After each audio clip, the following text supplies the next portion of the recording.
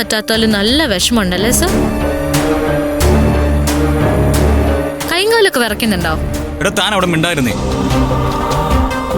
ആവശ്യമില്ലാതെ അങ്ങോട്ട് കയറി വന്ന് എല്ലാം കുളവാക്കിയിട്ട്. ആ ദൈവ അപ്പ എന്നെ അവിടെ എത്തിച്ചത്. ദൈവല്ലോടോ, പിശാച അവിടെ എത്തിച്ചത്. എടോ താൻ ആ നേരത്ത് കയറി വന്നില്ലായിരുന്നെങ്കിലേ അവന്റെ കള്ളത്തരം ഞാൻ കൈയോടെ പൊക്കിയനെ. ആരുടെ കള്ളത്തരം?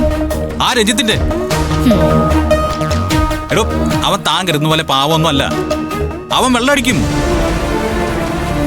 എടോ താൻ അങ്ങോട്ട് കയറി വന്നില്ലായിരുന്നെങ്കിലേ അവൻ വെള്ളമടിച്ച് തല കറങ്ങി നടക്കുന്നത് ഞാൻ എല്ലാവർക്കും കാണിച്ചു തരുമായിരുന്നു. എന്തിനാ സാർ അങ്ങനെയൊക്കെ പറയുന്നത്?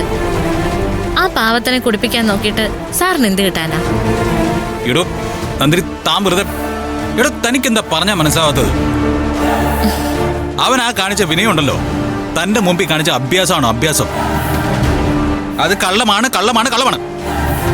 സാർ എന്തേലും കാണിച്ചിട്ട് ആ പാവത്തിനെ കുറ്റം പറയുന്നത് എന്തിനാ? അവൻ പാവോ? അവൻ പാവം. എടോ ആ പാവത്തിന് താൻ മടിയിലിരുത്തി അങ്ങ് ഒഞ്ചിക്കേ. എടോ ഫ്രോഡാണവൻ, തനി ഫ്രോഡ്. താൻ നോക്കിക്കോ, എന്നെങ്കിലും ഒരിക്കലും അവന്റെ കള്ളത്തരം കൈയോട് പിടിച്ച് എല്ലാവരുടെയും മുന്നിൽ കൊണ്ട് നിർത്തും. സൂര്യയുടെ കണ്ണു വെട്ടിച്ച് അവൻ അങ്ങനെ നടക്കാനൊന്നും പറ്റില്ല. സർ, ആശുപത്രിയിൽ വെച്ച് ഇത്രയും വലിയ സംഭവങ്ങളൊക്കെ ഉണ്ടായപ്പോ എല്ലാരും എന്നെ കുറ്റപ്പെടുത്തിയില്ലേ? അപ്പൊ എനിക്ക് വേണ്ടി സംസാരിച്ചത് ആരാ? ആ രഞ്ജിത്ത് സാർ അല്ലേ? നല്ലവനായതുകൊണ്ടല്ലേ അങ്ങനെ ചെയ്തത്? നന്ദിനി, അത് അവന്റെ അഭിനയാണ്. അങ്ങനെ എന്തിനു അഭിനയിക്കണം? ഞാൻ അയാളുടെ ആരാ? എന്നെ സഹായിക്കാൻ വേണ്ടി അയാളുടെ പെങ്ങളെയും അമ്മയും ഒക്കെ അയാൾ വെറുപ്പിക്കോ? സാറിന് അതാലോചിച്ചാ പോരെ? നന്ദിനി, താനേ ശരിയായ ക്രിമിനൽസിനെ കണ്ടിട്ടില്ല. ഞാൻ കണ്ടിട്ടുണ്ട്, അടുത്ത് നിന്ന് കണ്ടിട്ടുണ്ട്. എടോ അവരുടെ പെരുമാറ്റത്തിൽ അവരെ പിടിക്കാൻ പറ്റില്ല. പക്ഷേ പ്രവൃത്തി ഉണ്ടല്ലോ. ഒരു കാര്യം ഞാൻ പറയാം.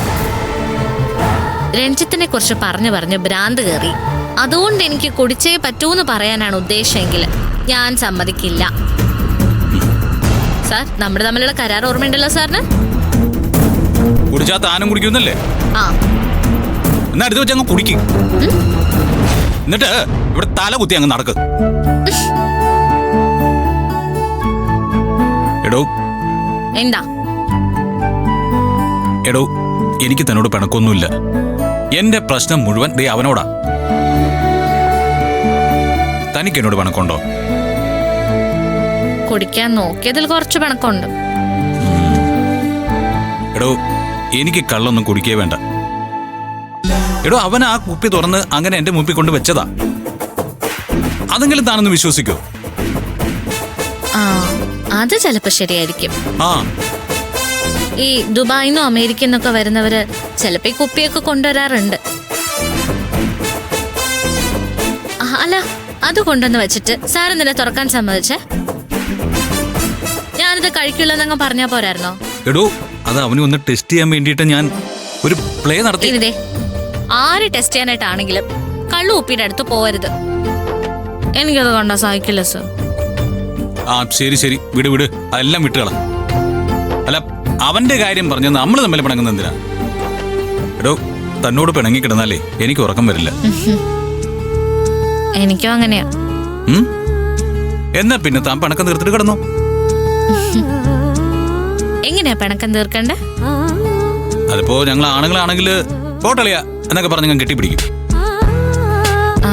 അപ്പോ നമ്മള് തമ്മിലാണെങ്കിൽ താനേ നന്നായിട്ടൊന്ന് ചിരിച്ചാ മതി. അത്രേ വേണ്ടു? ആ, പക്ഷെ നന്നായിട്ട് ചിരിക്കണം. മതിയോ? ഇതല്ല ശരിക്കും സന്തോഷമായിട്ട് ചിരിച്ച്. അത്രയ്ക്ക് വേണം? എടോ ഈ കൃത്രിമമായിട്ടുള്ള ചിരി വേണ്ട.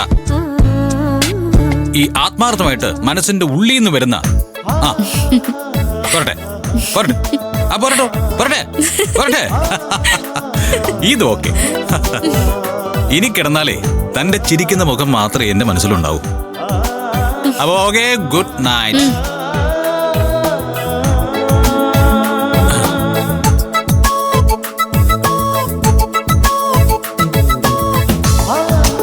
സർ, എന്താ? സാറിന്റെ ചിരിക്കുന്ന മുഖ എന്റെ മനസ്സിൽ. മറ്റത് കൊള്ളില്ല. ഉം.